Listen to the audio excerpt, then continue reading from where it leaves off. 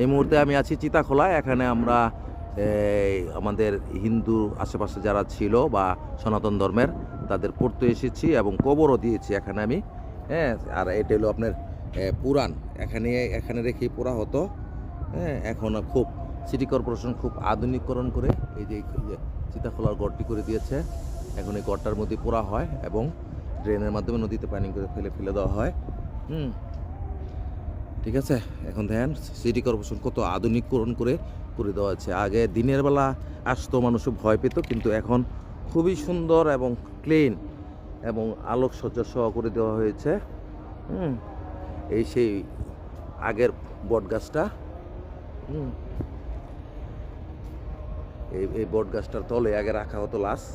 হ্যাঁ, এরপরে পোড়া হতো এবং সেই পুরানো জায়গাটাও দেখাইছে আপনারা। বিশাল জায়গা নিয়ে খুব চতুর্দিক দেয় এবং সিটি কর্পোরেশন রাস্তাও করে দিয়েছে।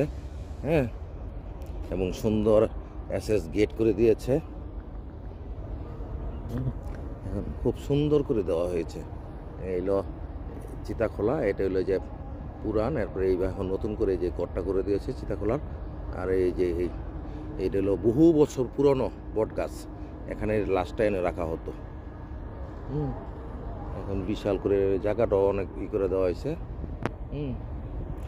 এই হলো সনাতন ধর্মের বা হিন্দুদের চিতাখোলা।